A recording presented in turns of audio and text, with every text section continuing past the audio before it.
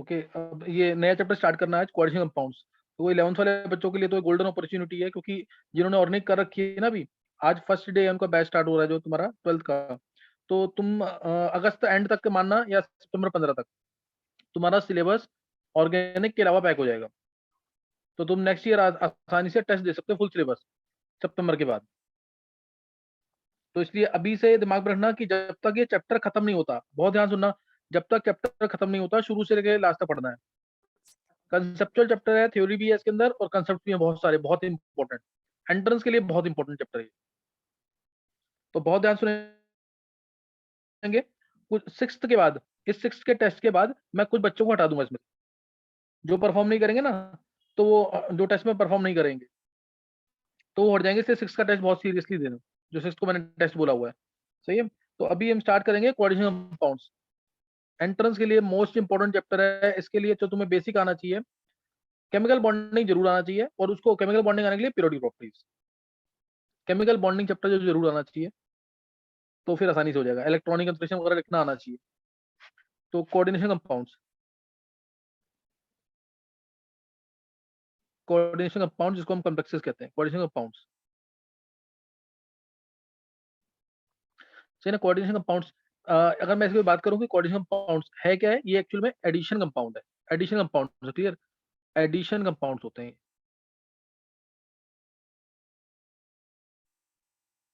Addition compounds होते हैं। Addition compounds दो तरीके के दिए गए हैं। सही ना। एडिशन कंपाउंड दो तरीके के दिए गए हैं, एक तो डबल सॉल्ट कहते हैं इसको, एक जिसको डबल सॉल्ट कहते हैं, और दूसरा कॉम्प्लेक्सेस जो कोऑर्डिनेशन कंपाउंड्स है। जो कॉम्प्लेक्सेस है इसको भी कहते हैं एडिशन कंपाउंड्स।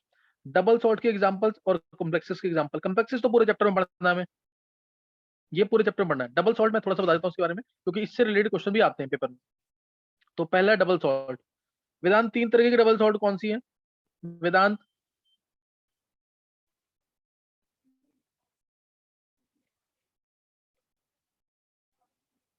नहीं ध्यान।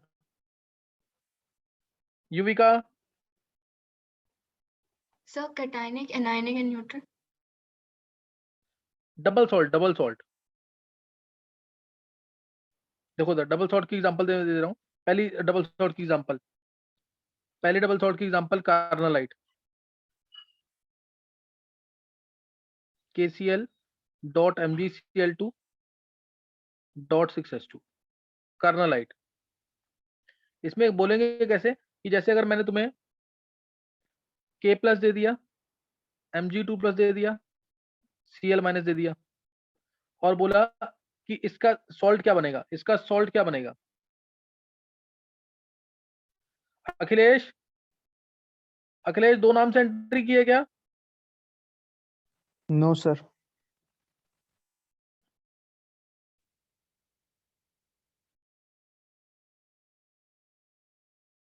एक मिनट रुकिए।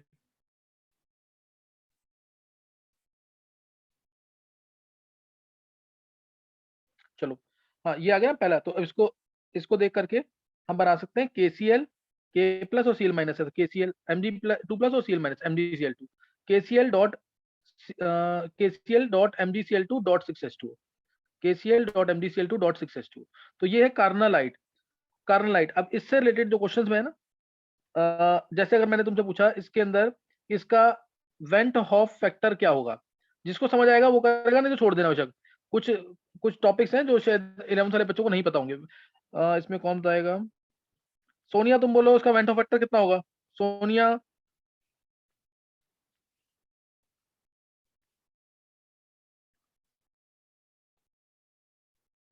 पारुल तुम बोलो went of factor. Kajal, went of factor of this compound क्या होगा? चलो कोई भी बच्चा तुम्हें से, वेंट ऑफ फैक्टर कितना होगा इसका? साक्षी, सिद्धि?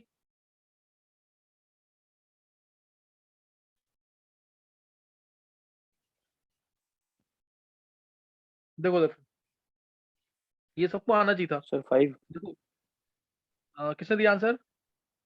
प्रथम। बिल्कुल सही है प्रथम। देखो ये टूटेगा, 5 आयंस देगा। अभी तुम 11th वाले बच्चे तो सिर्फ ये ध्यान रख लेंगे K प्लस सर मैंने भी प्लस आंसर भेज दिया। हाँ सही है, K plus plus Mg2 plus plus 3Cl negative, 5 ions मिल रहे हैं ना, तो उसका वेंट ऑफ फैक्टर 5 है। जितने आयंस मिलेंगे वो उसका वेंट ऑफ फैक्टर है। एन फैक्टर कोई बोलेगा तो 3 बोलना, +1 +2 3 एन फैक्टर। मोल कंसेप्ट के अंदर 3 एन फैक्टर, रिडॉक्स इसका होगा नहीं, रिडॉक्स इसका होगा नहीं। तो कार्नालाइट है, ये दिमाग में रखना, ये एक ऐसा डबल सॉल्ट है जो दो सॉल्ट के इक्विमोलर प्रोपोर्शन मिक्स करने पर बना है, दो सॉल्ट के इक्विमोलर प्रोपोर्शन से बना है। ये कंप्लीटली ध्यान देना, ये कंप्लीटली आयनाइज हो रहा है K प्लस और Mg2 प्लस के अंदर एक्वा सॉल्यूशन में, K प्लस Mg2 प्लस और Cl माइनस, ये कंप्लीटली आयनाइज होता है। इसलिए ये अपनी आइडेंटिटी को लूज कर देता है, सॉल्यूशन के अंदर अपनी आइडेंटिटी को लूज कर देता है। या फिर कई बुक्स में लिखा हुआ है कि आयंस तो सेम मिल रहे हैं तो आइडेंटिटी इसकी रिटेन रहेगी। एक्वा सॉल्यूशन में क्योंकि आयंस सब क्या हो जाएंगे, अलग अलग हो जाएंगे, therefore it loses its identity in the solution. तुम्हें भी ये ध्यान रखना है कार्नालाइट के बारे में। मैंने क्या बोला इसके बारे में, it completely ionize in the solution so it loses its identity. Salt जो मिक्स होते हैं वो इक्विमोलर प्रोपोर्शन में होते हैं, सॉल्ट जो मिक्स होते हैं वो इक्विमोलर प्रोपोर्शन में मिक्स होते हैं। इसलिए जो कॉन्स्टिट्यूएंट पार्टिकल्स हैं, ये K plus Mg2 plus Cl minus, इनकी प्रॉपर्टी सेम रहती है। K plus Mg2 plus Cl minus इनकी प्रॉपर्टी सेम रहती है as that of double salt, as that of double salt, इनकी प्रॉपर्टी सेम रहेंगी। तो ये मैंने बता दिया इसके अंदर। और इसमें सेंट्रल एटम की नॉर्मल वैलेंसी होती है, पोटेशियम की वैलेंसी 1 है, Cl की 1 है, Mg की 2 है, इस तरह से नॉर्मल वैलेंसी होती है सेंट्रल एटम। तो ये पहला एग्जांपल है कार्नालाइट। दूसरा एग्जांपल नोट करेंगे, बहुत इंपॉर्टेंट, इससे रिलेटेड प्रैक्टिकल भी करेंगे 12th क्लास में। Mohr's salt FeSO4 dot NH4 whole twice SO4 dot 6H2O, ये क्या है, Mohr salt. Clear, this is Mohr salt, ये मोहर सॉल्ट है। ये कंप्लीटली आयनाइज होगा Fe2 plus plus 2NH4 plus plus twice of sulphate ions plus 6H2। तो इसका कितना है वेंट ऑफ फैक्टर,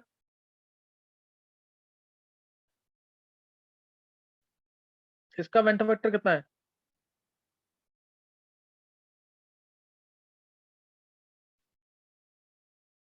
युविका का आंसर 5 है, और 5 ही आंसर है इसका। 5 आयंस मिल रहे हैं, 1 और 2 3, 3 और 2 5, वेंट ऑफ फैक्टर इसका 5 है। अच्छा, अगर मैं तुमसे पूछूं, अगर हम इसके साथ एक ऑक्सीडाइजिंग एजेंट यूज करें जैसे KMnO4, तब इसका वेंट ऑफ फैक्टर कितना होगा, तब इसका वेंट ऑफ फैक्टर कितना होगा।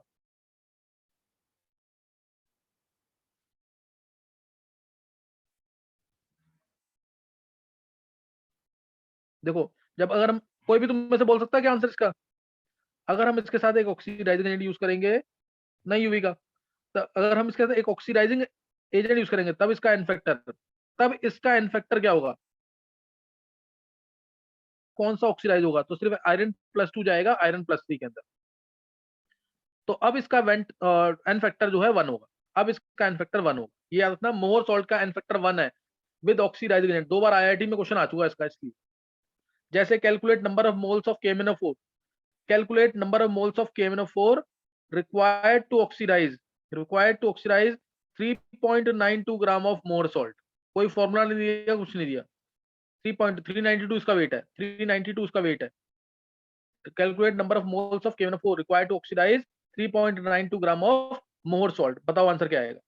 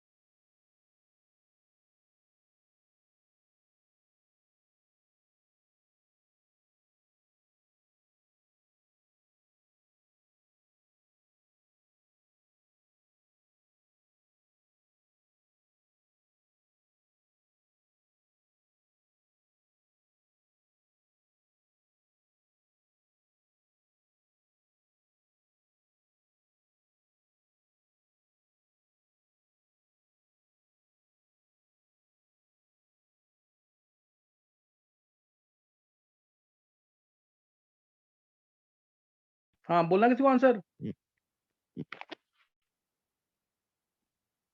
देखो उधर, इसका आंसर क्या आएगा? नंबर मोल्स निकालने KMnO4 के, तो नंबर मोल्स एन फैक्टर इसका होता है 5, number moles into n factor into 1000। Milliequivalents हमें क्या करना है, KMnO4 के इक्वल कर देना है सीधा मोर सॉल्ट के। मोर सॉल्ट कितना 3.92 ग्राम, मास बाय इक्विवेलेंट वेट इसका 392 डिवाइड बाय 1 इनटू 10⁻3। ये आंसर आ गया सीधा इससे। समझ आया कि नहीं? ये 0.01 डिवाइडेड बाय 5, तो यानी ये आ जाएगा 5 इंटू 10⁻3।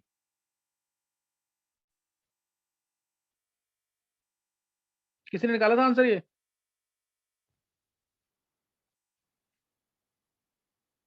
किसी का आंसर निकला था कि नहीं? ये बोलना आंसर फिर प्रथम। 2 इंटू वो सर कॉन्फिडेंस नहीं का 2 इंटू आएगा, 2 इंटू। वेदांत निकाला था आंसर क्या? Yes sir. तो वेदांत आंसर बोला कर। विधि का भी सही है, वेदांत का सही है, और आंसर बोला करो। युविका का सही है। चलो, ये तो मैंने कोऑर्डिनेशन का क्वेश्चन, एक्चुअल में ये क्वेश्चन था हमारा रेडॉक्स टाइट्रेशंस का, मैंने इधर दे दिया तुम्हें। अभी मैं तुम्हें बता रहा था कि डबल सॉल्ट, मैंने एक बता दी तुम्हें कार्बोनाइट, फॉर्मूला याद रहना चाहिए। दूसरा बता दिया मोहर सॉल्ट, ये तुम प्रैक्टिकल भी करोगे उसका 12th में, और इससे रिलेटेड क्वेश्चन बता दिया यहाँ पे। तीसरी डबल सॉल्ट नोट करेंगे, फिर मैं कंप्लेक्स बताऊंगा। तीसरी डबल सॉल्ट, इसको तुम खुद निकालो क्या होगी। K plus Al3 plus sulphate ion और 24H2O, तो कौन सी होगी? पोटेशियम कौन सी डबल सॉल्ट? हाँ, पोटेशियम। क्या फॉर्मूला बनेगा इसका? क्या फॉर्मूला बनेगा? हाँ, बस ज्वाइन कर देना K2SO4 dot Al2SO4 whole thrice dot 24H2, ये बनेगी। और ये टूटेगा 2K प्लस, इसका वेंटो फैक्टर कितना है?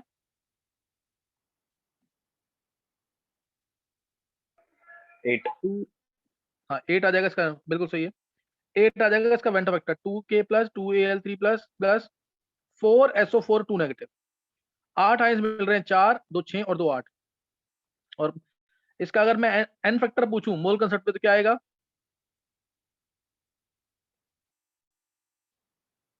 एन फैक्टर 2 पॉजिटिव और ये 6 पॉजिटिव, तो 8 आ जाएगा। तो 8 पॉजिटिव है ना, इसलिए वाटर ऑफ क्रिस्टलाइजेशन ज्यादा आए हैं, ऐसे याद रख लेना। सही ना? तो तुम्हें यहाँ पे बताना है इसके अंदर तुम्हें बताना है। अब ये जैसे इसके अंदर भी सॉल्ट जो है इक्विमोलर प्रोपोर्शन में मिक्स हुई है। पहली 1 मोल ये, 1 मोल ये, इक्विमोलर प्रोपोर्शन में सॉल्ट मिक्स हुई है, इसलिए कॉन्स्टिट्यूएंट पार्टिकल्स की प्रॉपर्टीज सेम होंगी as that of double salt. ऐसे याद रख लेंगे।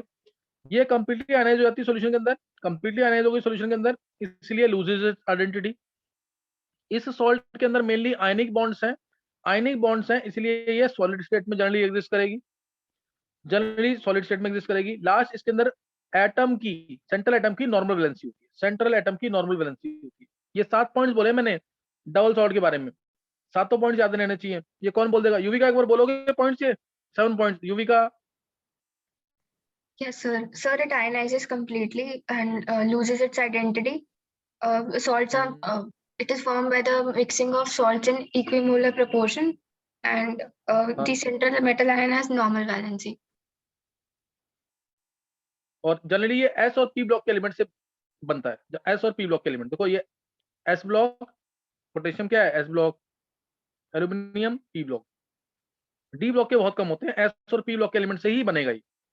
तो ये है पोटैश एलम, नाम क्या इसका? Potash alum. पिटकरी वगैरह बोलते हैं ना जिसको, घरों में प्रेजेंट होती है किचन के अंदर, सही ना? तो ये ब्लड को कोगुलेट कराने के काम आती है। तो कभी कट लग जाता है अगर हाथ में, तो उस केस में यूज कर सकते हैं हम इसको। तो ये चीज मैंने बता दी, एलम्स है, एलम, ये क्या है? एलम।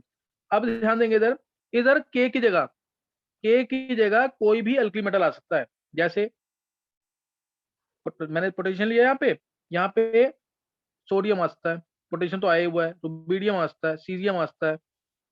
इस तरह से कोई भी अल्कली मेटल आ सकता है, प्लस अमोनियम। बस लिथियम नहीं आ सकता। क्या रीजन होगा लिथियम क्यों नहीं आ सकता यहाँ पे?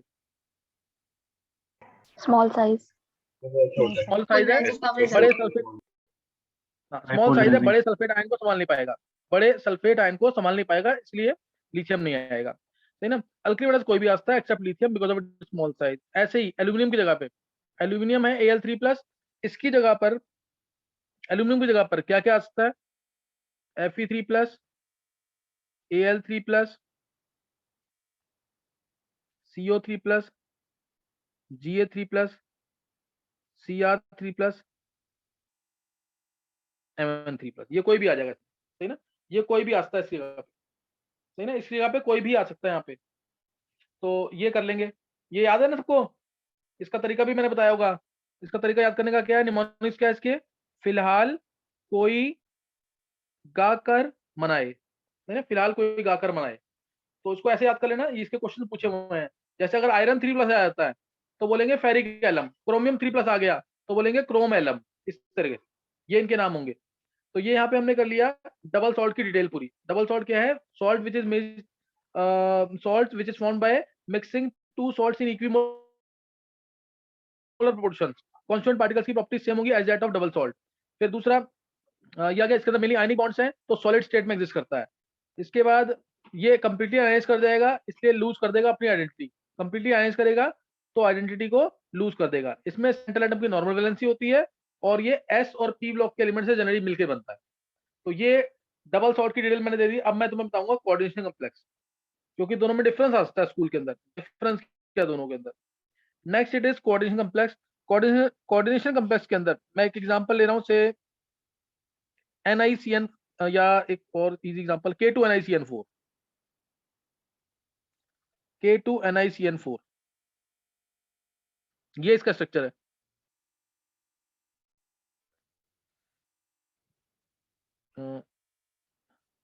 बहुत सारे एग्जांपल्स है इसके, ये NiCN, CN, CN और सल्फेट है K+ बाहर, 2K+ बाहर, 2K+ बाहर आ जाएगा। ये एग्जांपल आ गया। जैसे और एग्जांपल CONH3 6 से SO4, SO4 ले लो, बाहर Cl2 ले लो, तो इसका स्ट्रक्चर CO, अब 6 है यहाँ पे लिगेंड्स, तो 6 कोऑर्डिनेट बॉन्ड्स आ जाएंगे, NH3 NH3 NH3 NH3 NH3 NH3, ये आ गया। और सल्फेट आयंस बाहर हो गए, सल्फेट आयन बाहर हो गए। अब इसमें मैं तुम्हें बताता हूँ एक बार, जैसे मैंने CONH3 SO4 लिखा है, CONH3 SO4 लिखा है, इसकी डिटेल नोट कर लेंगे एक बार, CONH3 SO4। तो यहाँ पे जो CO है वो है central atom, CO central atom है। NH3 जो है ये है लिगेंड। लिगेंड एक ऐसा सब्सटेंस होता है जो लोन पेयर देता है सेंट्रल एटम को। लिगेंड एक ऐसा सब्सटेंस है जो लोन पेयर देगा सेंट्रल एटम को। 6 क्या है, कोऑर्डिनेशन नंबर। 6 क्या है, coordination number. Coordination number, number of monodentate ligands attached to the central atom, या double the number of bidentate ligands. Monodentate क्या है, बाइडेंटेड क्या है, मैं सब बताऊंगा तुम्हें अभी। या तुम सिंपल वर्ड में याद रखो कि कितने, अगर मैं कोई ऑब्जेक्टिव में क्वेश्चन आता है कि इसका कोऑर्डिनेशन नंबर क्या है, कोबाल्ट का कोऑर्डिनेशन नंबर क्या है, तो जितने कोऑर्डिनेट बॉन्ड्स बने हैं कोबाल्ट के साथ वो कोऑर्डिनेशन नंबर होगा, ऐसे याद रख लो। जितने कोऑर्डिनेट बॉन्ड्स बनेंगे कोबाल्ट के साथ वो उसका कोऑर्डिनेशन नंबर। 6 क्या है, कोऑर्डिनेशन नंबर। N यहाँ पे क्या है, डोनर एटम। तो अमोनिया के अंदर अमीन जो है ग्रुप ये, इसके पास एक ही डोनर एटम है। तो इसकी अमोनिया की कोई बोलेगा डेंसिटी क्या है, तो तुम बोलोगे 1। Density is related to ligand, density is related to ligand and coordination number is related to central atom. Coordination number is related to central atom. ये लाइन ध्यान रखनी है। डेंसिटी लिगेंड की होगी, कोऑर्डिनेशन नंबर सेंट्रल एटम का होगा, ये याद रखना है। फिर सल्फेट आयन यहाँ पे होता है काउंटर आयंस। ये क्या है, काउंटर आयंस और आयोनाइजेशन स्फीयर, ये काउंटर आयंस है। या फिर आयोनाइजेशन स्फीयर, जो आयनाइजेबल पार्ट है, जो आयनाइज होगा, जो आयनाइज होगा। और सबसे इंपॉर्टेंट यहाँ पे हम ligands along with central atom, ligands along with central atom enclosed in square bracket, ligands along with central atom enclosed in square bracket is called as coordination sphere. इसे बोलेंगे coordination sphere, coordination sphere या coordination entity, coordination sphere या coordination entity। तो ये याद रखना पूरा, सारी डेफिनेशन मैंने बता दी है एक-एक करके इसमें। कोऑर्डिनेशन नंबर को थोड़ा और डिटेल में लेंगे, है ना, कोऑर्डिनेशन नंबर को और डिटेल में लेंगे। फिर एक टर्म आती है कोऑर्डिनेशन पॉलीहेड्रन। कोऑर्डिनेशन पॉलीहेड्रन, तो इस कंपाउंड का, इस कॉम्प्लेक्स का जो पॉलीहेड्रन है वो ये है।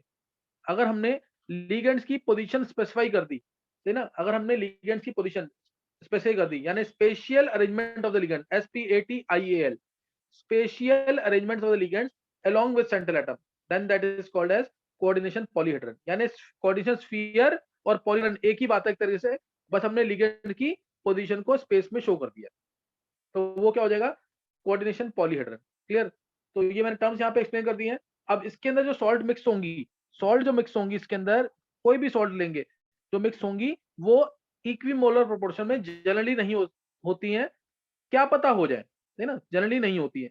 जो सॉल्ट मिक्स होती हैं, जैसे कि K4FeCN6 लिया, पोटेशियम हेक्सासाइनोफेरेट, तो इसमें सॉल्ट जो होंगी they are not mixed in equimolar proportion. Salts they are not mixed in equimolar proportion, है ना, salts they are not mixed in equimolar proportions.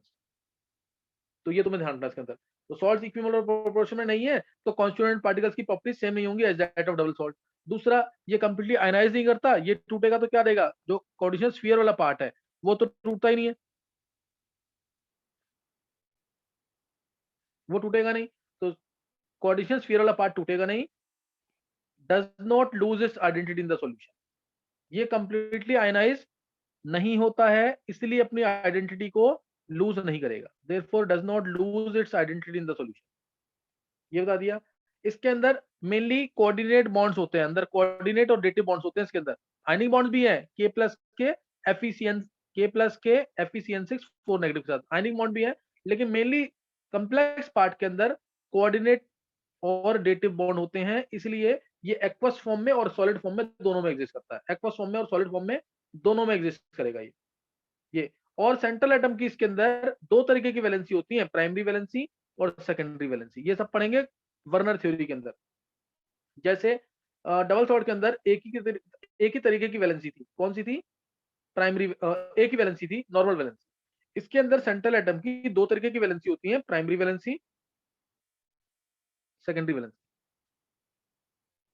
Primary valency जो होती है, अगर याद रखते हो तो याद कर लेना, ये आयनाइजेबल होती है, जैसे ये K+ है ना, ये प्राइमरी वैलेंसी, ये आयनाइजेबल है। और सेकेंडरी वैलेंसी जो कोऑर्डिनेशन स्फीयर के अंदर है वो नॉन आयनाइजेबल है, वो नॉन आयनाइजेबल होगी,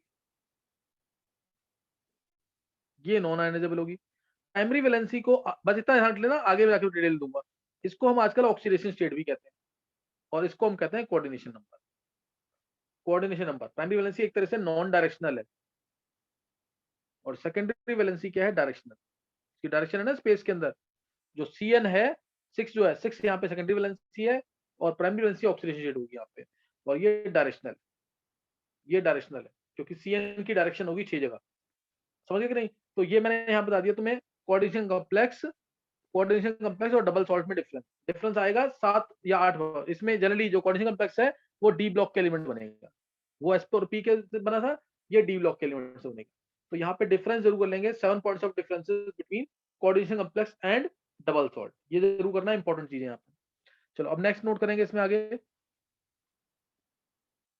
नेक्स्ट नोट करना है लिगेंड्स।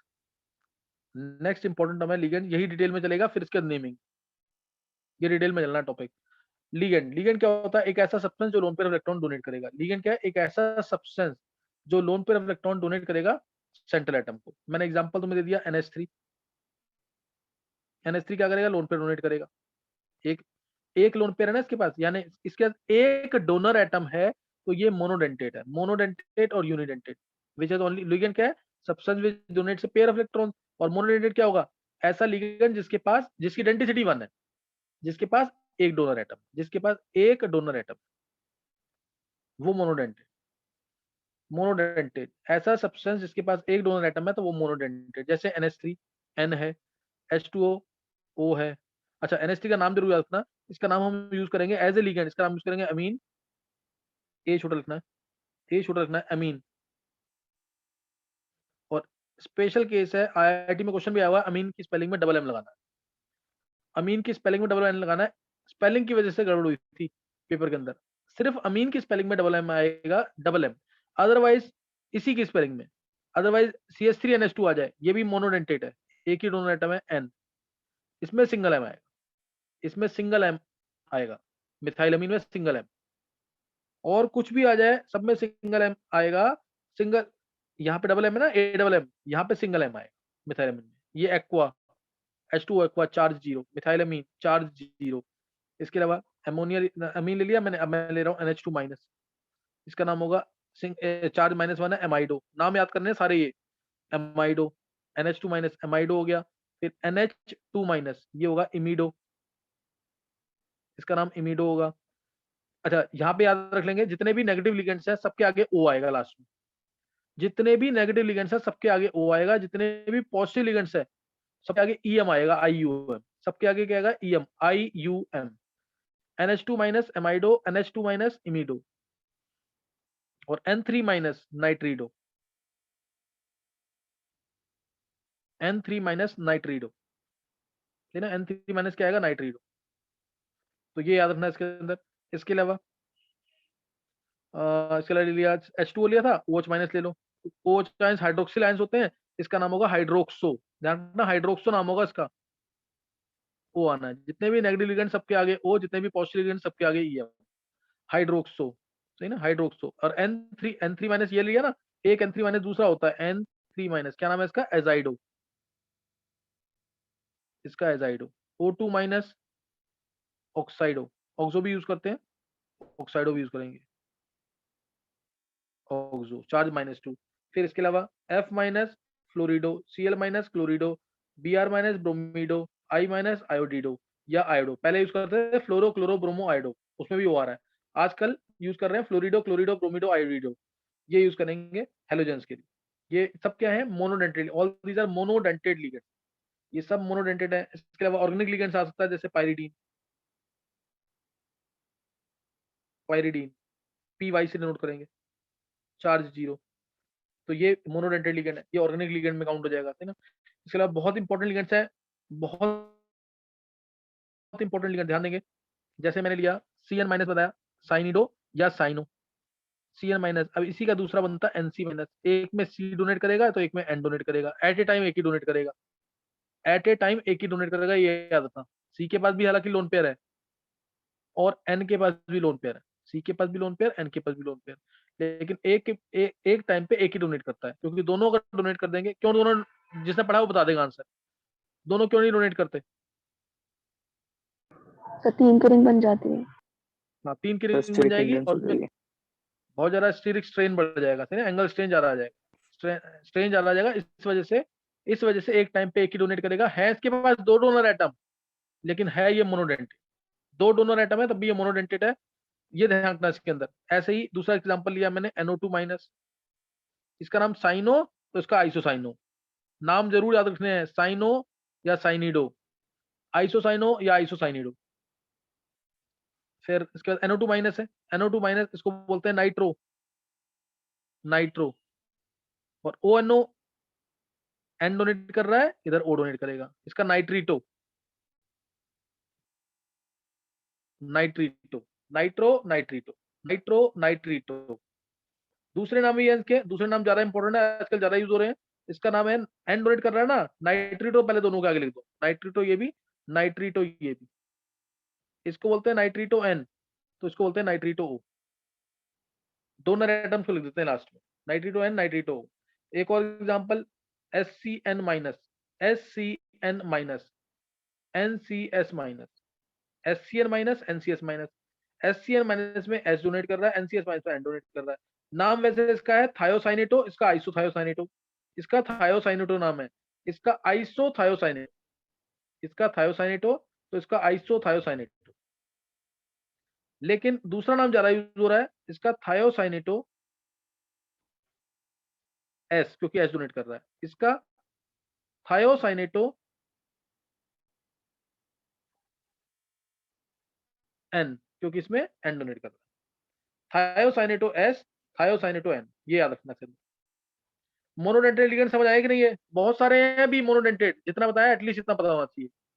ये क्या बताया मैंने? Monodentate ligand, ligands which have only one donor atom. But ये स्पेशल केस थे NO2 minus ONO negative, CN minus NC negative, SCN minus NCS negative. इनको हम एम्बीडेंटेड लिगेंड्स भी कहते हैं। एम्बीडेंटेड जिसमें डाउट हो कि मोनोडेंटेड है कि नहीं। एक्चुअल में इनके पास दो डोनर एटम थे, दो कोऑर्डिनेटिंग साइड थी, दो साइड थी, जैसे इधर NB है और CV है, लेकिन एक टाइम पे एक ही एक्ट करेगी। तो एम्बीडेंटेड लिगेंड्स क्या है? Monodentate ligands having more than one coordinating side. Monodentate ligands having more than one coordinating side, ये क्या है? एम्बीडेंटेड लिगेंड्स है ना, ये एम्बीडेंटेड लिगेंड्स है। तो मोनोडेंटेड लिगेंड्स में और भी एग्जांपल है, जैसे CO हो गया, कार्बोनिल ग्रुप हो गया, या कार्बन मोनोऑक्साइड है ना, इसको कार्बोनिल ग्रुप कहते हैं। CN हो गया, साइनो, अच्छा ये मैंने बता दिया ऊपर। CS लिख दूंगा तो थायोकार्बोनिल बन जाएगा, चार्ज 0, थायोकार्बोनिल, ये कार्बन मोनोऑक्साइड है, कार्बोनिल ग्रुप कहते हैं। CS को थायोकार्बोनिल, थायोकार्बोनिल। ऐसे और एग्जांपल, क्लोरो ब्रोमो तो बता दिए मैंने सारे। चलो इतना ही करना है अभी, है ना, इतना करना है। एक बार रिजॉइन कर लेंगे, एक बार रिजॉइन करेंगे तो वो करेंगे बाइडेंटेड लिगेंड, इसमें दो डोनर एटम्स,